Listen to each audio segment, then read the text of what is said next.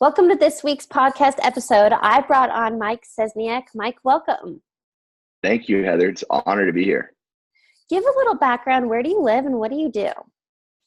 Yeah, so I live right across the river from New York City. Spent the last 5 years of my life living in Manhattan. I live in the Jersey side now. But I help entrepreneurs and business owners transform anxiety into productivity so they can make more money, have a bigger impact, all while reducing the things that we don't want. So stress, anxiety, overwhelm, all the above. Technically, that falls in the high performance and productivity space, coaching and consulting space. But yeah, that's a little bit about what I do. And I know a lot of what you're into, this productivity, it doesn't, for listeners, this is not just those that are entrepreneurs or business. This goes in all areas of life. And Yeah, absolutely. Yeah, I've luckily never dealt with this whole anxiety thing. And I actually just finished a book. It was called Surrender. I know the author, so I read it.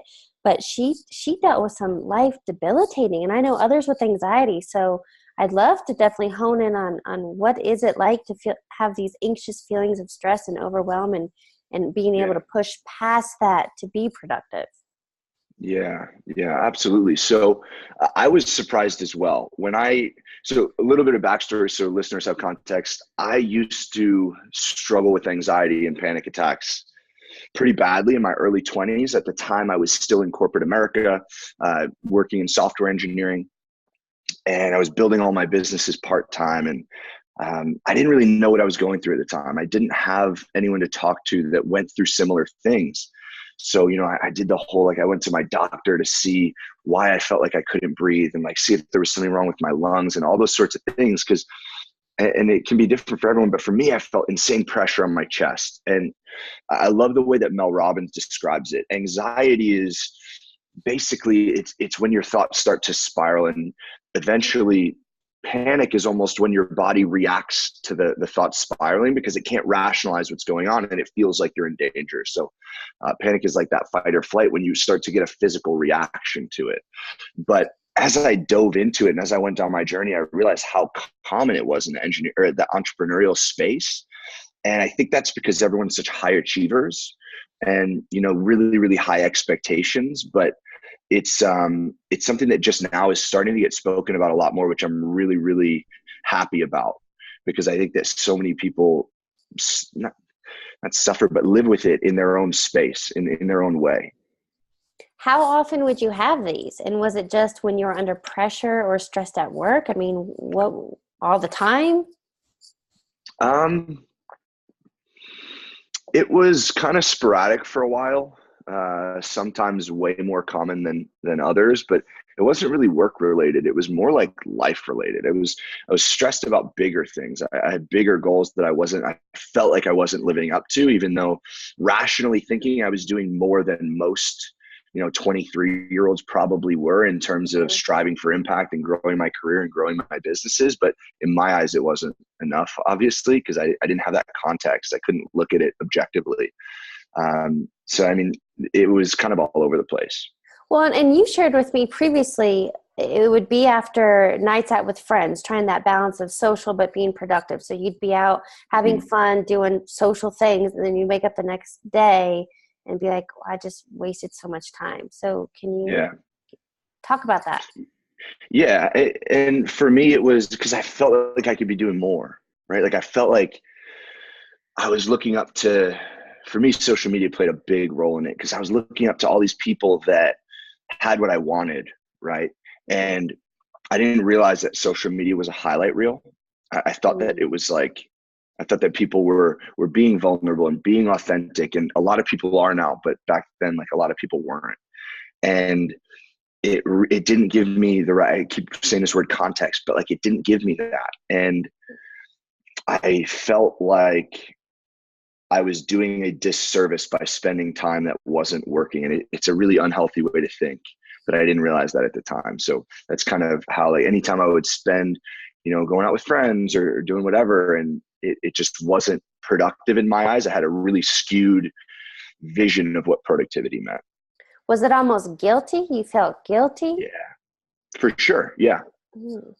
Then how were you able to step away from that mentality of the guilt and not being productive because you need balance. You need time away from work, right? For sure. Not all about the hustle and the grind, in my opinion. But so what happened for you that you're like, well, wait, I am being productive and it's okay to have this balance? Yeah. Every time I get asked this question, I always like smile because I don't think that it's something that you can pinpoint and be like, that was the moment.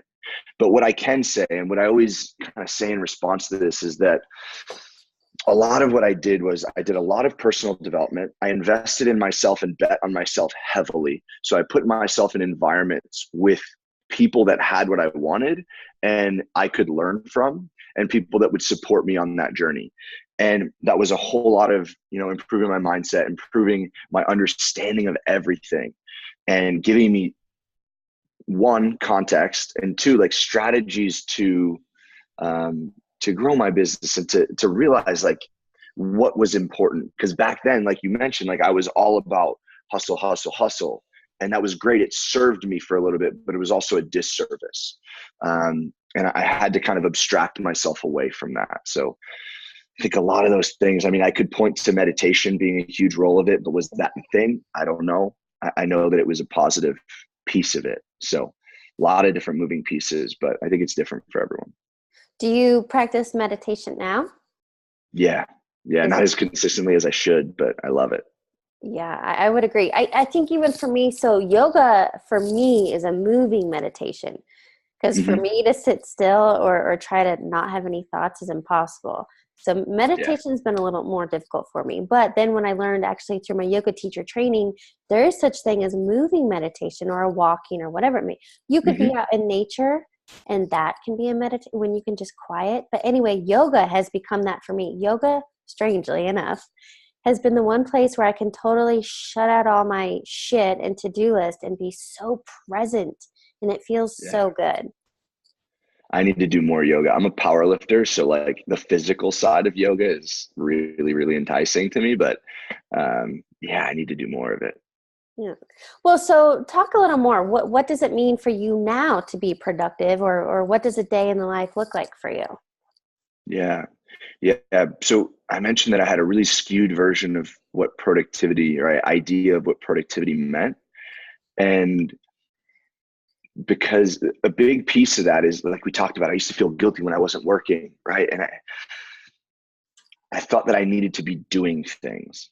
I thought that it was to-do lists and checking things off. And really what I thought was productivity was being busy, right? And I think that that's one of the biggest pitfalls of productivity nowadays, is people not having like insane clarity around what's actually important. Clarity is like the number one high performance habit, and they call it the cornerstone habit, because with it, it's like what's that saying, like all ships rise with the tide. When you have clarity, everything elevates, but when you don't have it, everything kind of drops. And productivity is a great example of that. When you know what you need to be doing and what you want, it's a lot easier to get clear on what actually matters. So nowadays, it's something I work with my clients all the time on, is like, what should we be spending our time doing? And that's not just in business. That's like around the house. It's like how you spend your time with family. Like, are you going to use time in a way that's meaningful? Or are you going to sit on the couch and like watch TV when you could be doing amazing things with the people that you love? So that's kind of like my view of it now. It's like what actually matters, because it's not always like more is more. Sometimes less is more, if that makes sense. For sure. So if somebody is seeking clarity, or they're thinking, gosh, yeah, I do kind of have a lot going on, and maybe it's time to hone in on the important things, what does that even mean to get clarity? Yeah. Well, I think it starts with the question why. I love the question why. Right? I think I've put out a video a couple of years ago that I said that why is the most important word that there is. And I think that I always talk about it as this skill of perpetual curiosity, because I think those that are curious just win in the long term, because you're always seeking answers. And everything starts with the answers to that question. And like, what is important? Like, why are you doing what you're doing? And to go in a more granular and like give you actionable advice, I'm going to speak about it in the business sense, but you can do it in regular life as well.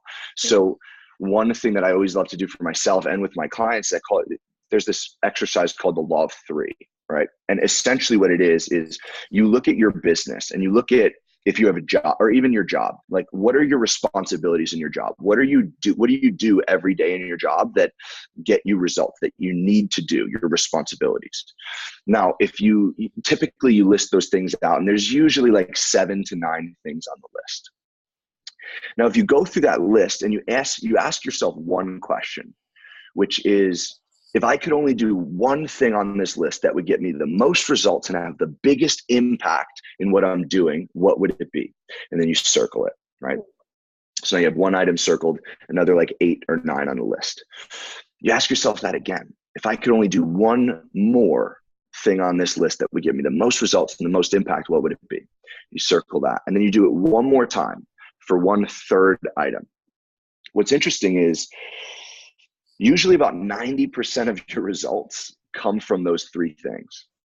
So if you could focus your activities around those things, you can either eliminate or delegate or completely outsource everything else. That's what I was going to ask. You're going to amplify your thing, your results. That's what I was going to ask. So people that have a tough time delegating. So for me, I got past that, but I sucked at delegating because I thought I could handle everything. I can take it all. I'll figure it all out. I can get all of this done. And then I was like, fuck, this is not working. Yeah.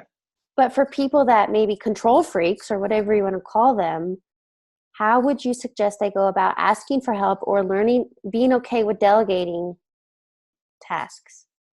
Yeah, I think one of the most powerful things that you can do is get comfortable producing at 80%. And putting things out at 80%. And that is a valuable exercise for people that are perfectionists, which I was, people that are afraid of relinquishing control of certain things, like people that might be afraid of delegating. You might think that it's not going to be as good, but if you delegate it might be 80%. So it's extremely powerful for you to be able to get comfortable doing these things. And there are a lot of different ways to do that, but I think one of the best ways to put it in context is to think about it, right? Because if you have 9 things on that list, only 3 of them result in 90% of your results. And say that you only do those things for 3 hours a day. Well, what happens? This is something that people can think about. What happens if you do those things for 7 hours a day? And they're getting you 90% of your results. So what if you do more than 2 times? Spend 2 times the amount of time doing them.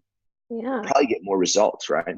So even if delegating it gets 80% of the quality of the product, you're going to have more than double the results to work with. So if you're looking at it from like a numbers perspective, it's really, really easy to put that into perspective for people. And that's not to say it's easy to do. Like we all kind of have our things, and sometimes our business is our baby, or our responsibilities are our baby. We want to hold them and take control of that. But it's really, really liberating when you can kind of work through that. So I would just encourage people to look at it like the bigger picture. Well, and I have a question for you. I know that you more recently went out on your own. You're doing consulting and all this on your own. So how, I know it may be too soon to tell, but how are you creating that work-life balance? In what sense? Like having more time to myself or growing a business, or what do you mean? Well, do you think, because I would imagine going from what you were doing now to be growing your own, doing your own thing, it's probably, does it take more hours in a week, or are you more productive and efficient in less time and now you have more freedom? So I was building businesses my entire time in corporate America. So I would sell 50 hours of my week to a corporation, and nights and weekends and mornings, I would be growing my own thing, growing myself, growing my personal brand, growing my businesses.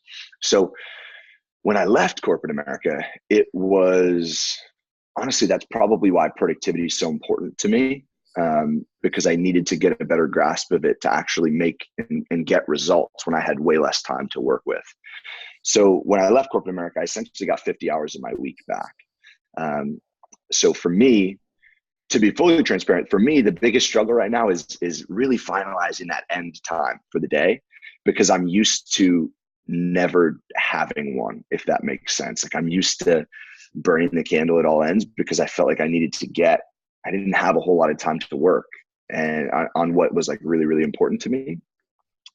So that is the biggest struggle with the work-life balance. But to be honest, like I just feel like I got another 50 hours of my day or of my week to like do what I actually care about and have the impact that I'm working towards. So That is so much time. And what I think you're kind of touching on is creating boundaries. Is that fair? yeah, they're so important. And I'm probably like really good at teaching that because I need to learn it the most. But it's so important for not only like mental health, but for longevity and stamina in your business or your career or whatever. Well, and what I found with entrepreneurs, I know lots, and I'm sure you've experienced it too, even myself, I don't mind, I'll work on it throughout the day and then maybe I'll go to dinner or the gym, but then I'll come home back at night, I'm working. Maybe it's Sunday evenings I'm working. And because of social media, I'm responding to messages at all times of day. And then more lately, I've been like, okay, just because someone's messaging me between 7 and 11 p.m., I don't have to respond. They can wait till tomorrow. Yep. So even I've gotten better at, you have to create those boundaries because I don't have that 8 to 5, but I need to create what works for me. Yeah, 100%. And it gets difficult sometimes because social media is like, we often don't think of it as work, but when you are the brand and you are the business, those are avenues for communication. So you need to kind of pick and choose. And like, I don't know, that I had an experience of that literally last night. I got a message from someone I work with and I'm like, oh, wait, nope, it's after 7 o'clock. That was my end time. So see you later. And not in a negative way. It's just like, I have to respect that so I can build that muscle and just improve on it. So you're so right. How did that feel? It felt good. It felt really good, to be honest. Good. Because I've never, so I alluded to Mel Robbins before. She played a huge role in my journey in what's my business now. And I'm finishing her book right now. And that was something that she talked about, was like when she plans her day in the morning, she schedules her end time. So I'm like, all right, let's give this a shot. And it feels good. So I'm probably going to stick with it, but boundaries are so important. Awesome. To kind of sum up this whole productivity thing, is there maybe a couple takeaways that people can really focus on and be like, all right, this is what I need to implement into my daily routine? Yeah. I would say three things. Okay. Well, two, because we already talked about clarity and the law of three. I think that's one of my favorite exercises with respect to figuring out what actions are in line with your vision. The number one thing, like I mentioned, is you need to get clear on what it is that you want to create in any space of your life, right? If you don't know that, it's going to be impossible to be productive because you won't know what you want to create, right? So that's number one. Like, I think the two silent killers of productivity are, one, not having clarity, and then two, mismanaging your energy from task to task. And what I mean by that is, let's use an example for like corporate America, right? You're in a meeting that completely pisses you off, absolutely pisses you off. And that's how you end your day. Now, when you walk in the door at home, if you let that energy follow, are you going to be able to show up for your family the way that you know that you're capable of and the way that you want to? Probably not, right? So there are tons of different ways that you can kind of transition from task to task, but that's number two, is once you have the clarity and you know what you need to be doing, figure out how you can kind of compartmentalize those areas of your day and transition in a way that is conducive to whatever you want to create. So you can use Mel Robbins' 5-second rule. You can do something like Brendon Burchard has a strategy that I personally love. He calls it release tension, set intention. It's just a mantra that you kind of meditate on. You just repeat the word release over and over again. And then you set your intention for how you need to show up, which is, again, another form of clarity. So those are the two things. If you're, if you're striving for clarity, I would do the law of three exercise. And then I would also find the way that works for you in terms of transitioning, because controlling and harnessing that energy from task to task and from meeting to meeting is so important. I love those. And actually, when you were talking about clarity, because I think for some people, clarity can feel like such an animal. I mean, like, how do I, scary. what do I do? How? But what I pictured while you were speaking was you need a roadmap, right? And so if you have a blank sheet of paper because you have no idea what direction you're going, well, the car can't even move. Mm-hmm. So just find that, and my big thing is you don't have to know the hows. If you just get started. Yes. Awesome. Getting started is the most important thing that people can do. Okay. So now I kind of want to wrap this up and do something fun. At the end of each interview, I do rapid fire questions. Okay, let's do it. A couple questions for you. Whatever comes to mind, go with it. Cool. What is your spirit animal? I have to say giraffe. I've never heard that. Why? It's a running joke with my childhood friends because I'm 6'5", so they just kind of the long limbs thing. That's the joke. But yeah, I'm gonna have to look up the meaning of a giraffe. Yeah, let me know if you find it. I've never looked it up. I always just thought it was funny. I actually have a meditating giraffe, like ceramic figure that I kind of stole from my mom, but it's cool. Awesome. Okay. What is a quote or motto that you live by? Impact over income. I got to write that one down. Yeah, it's my number one life pillar. For people listening, if you haven't read the book, The Go-Giver, go do it. It's the best book of all time. And I took it from that. Okay. And finally, what is one piece of advice you would give to your younger self?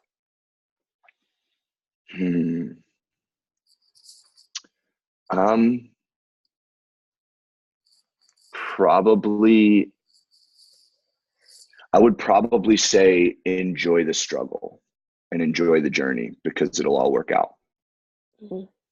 That gives good peace of mind too. Yeah. Awesome. Mike, thank you so much for joining me for today's episode and sharing all your insight. You're very welcome. Thank you so much for having me. This was fun.